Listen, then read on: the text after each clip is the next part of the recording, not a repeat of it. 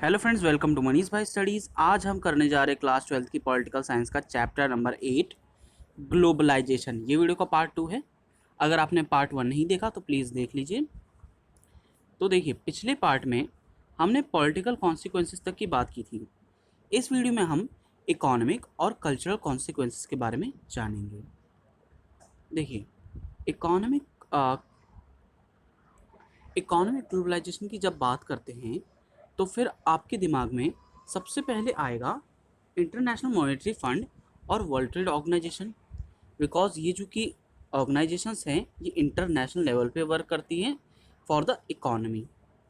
Okay, अब देखिए, ऐसा कहा जाता है कि जो कि इकोनॉमिक ग्लोबलाइजेशन है उसका मतलब ये होता है कि ग्रेटर इकोनॉमिक फ्लोस, यानी कि बहुत बड़ी इकोनॉमी का फ्लो करना, यानी कि ट्रांसफ़र होना दो देशों के बीच में। ओके, या तो डिफरेंट कंट्रीज़ के बीच में। अब देखिए, डेवलप्ड कंट्रीज़ ने कुछ ऐसे, अब देखिए, डेवलप्ड कंट्रीज़, अगर मान लीजिए कि सभी जगहों से लोग, मान लीजिए दूसरे देशों से लोग डेवलप्ड कंट्रीज़ में बेटर लाइफस्टाइल के लिए जाएं। मान लीजिए एक डेवलप्ड कंट्री है, मैं ऐसे करके दिखा देता हूँ। डेवलप्ड कंट्री है और यहाँ पर इंडिया है।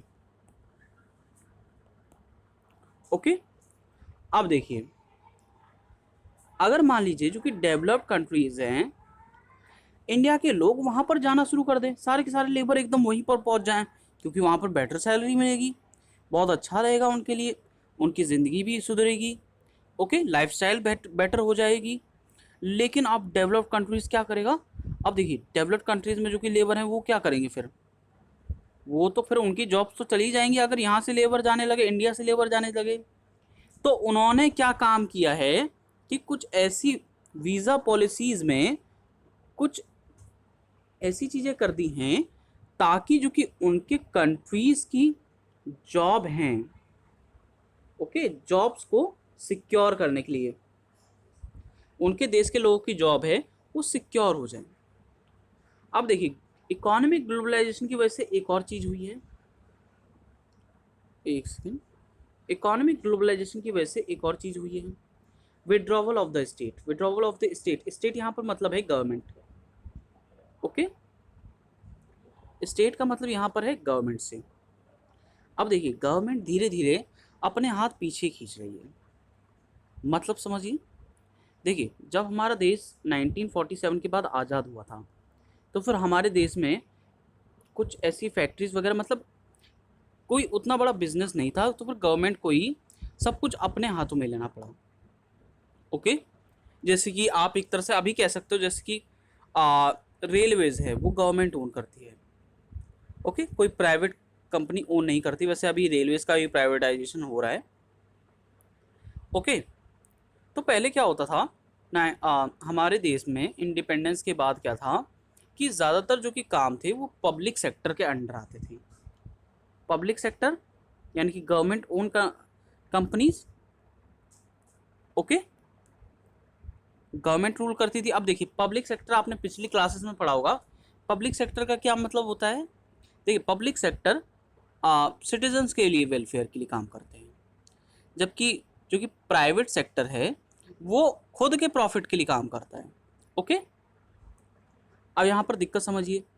कुछ लोग ये कहते हैं कि अगर हम लोग प्राइवेट सेक्टर को सारे की सारी चीज़ें दे देंगे, ठीक है, प्राइवेट सेक्टर को अगर हम सारी की सारी चीज़ें दे देंगे तो फिर उससे क्या होगा?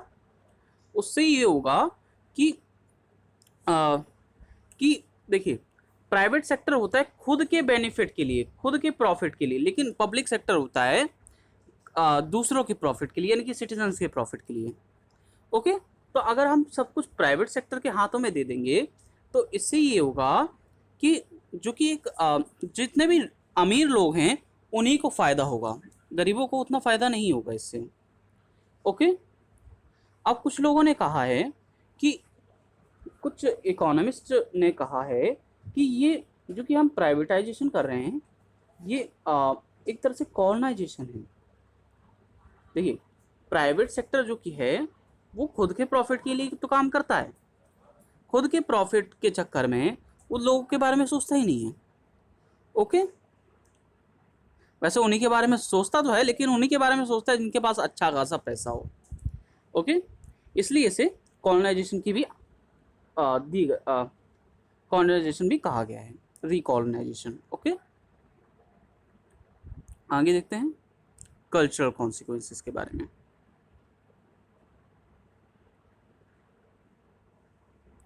अब देखिए, कल्चर पर तो आई थिंक आपको भी पता ही होगा कि जो कि इंडिया का कल्चर है उसमें ये बर्गर और ब्लू जीन्स नहीं आते। अब ये बर्गर और ब्लू जीन्स किसकी देन है?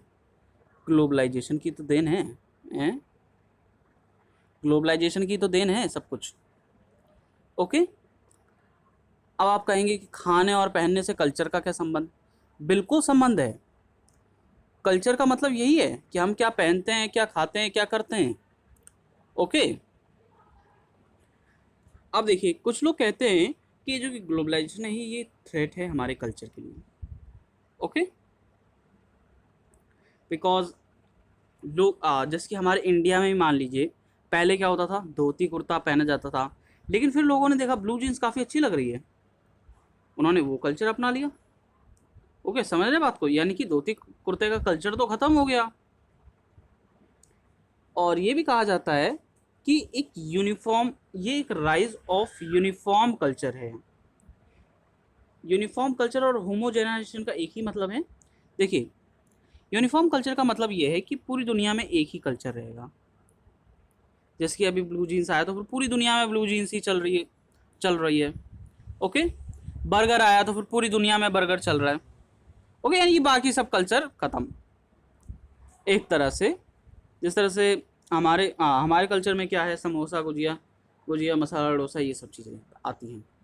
ओके, लेकिन अब आप भी देखते होंगे कि बर्गर बर्गर तो इतना ज़्यादा फेमस हो गया है कि पूछिए मत। और मैं आपको एक बात बता दूं, जितने न्यूट्रिएंट्स आपको 3 बर्गर में मिलेंगे ना, उतना आपको एक समोसा दे देगा। ओके, बिकॉज हमारी जितनी भी इंडिया की चीज़ें होती हैं ना, वो काफ़ी बेहतर होती हैं। अब MC डोनालाइजेशन का मतलब क्या क्या होता है?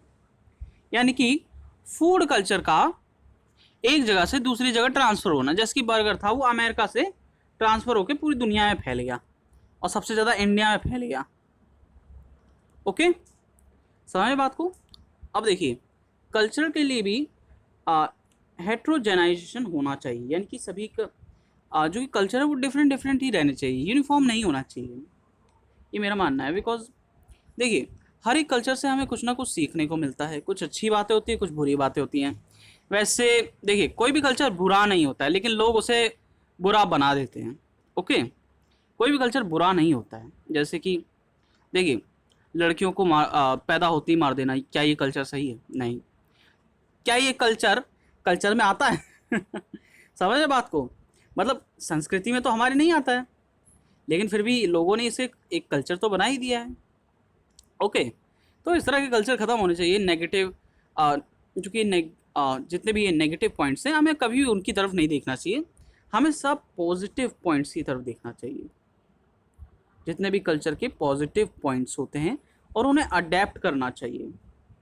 ओके, जैसे कि ब्लू जीन्स का हो गया। ब्लू जीन्स देखिए, धोती कुर्ता में हम लोग उतनी अच्छी तरीके से मतलब कुछ मूवमेंट्स नहीं कर सकते, लेकिन ब्लू जीन्स में आराम से कर सकते हैं। जैसे कि हमारे फौजी हैं, वो जैसे कि धोती कुर्ते में उतनी अच्छी तरीके से नहीं लड़ पाएंगे जितनी वो पैंट्स और अपनी आर्मी ड्रेस में लड़ पाएंगे। ओके, वो धोती कुर्ते में उतनी अच्छी तरीके से नहीं लड़ पाएंगे। समझ बात को? तो एक तरह से ये ज़रूरी भी है और नहीं भी। ओके, वैसे मैं आपको बता दूं, इस चैप्टर के बाद हम लोग चैप्टर 1 से स्टार्ट करेंगे MCQs के साथ। ओके, मैं MCQ की भी तैयारी कर रहा हूँ। तो चलिए, आज आपका ये पार्ट यहीं पर ख़त्म होता है। The end. Thank you very much. जय हिंद, जय भारत।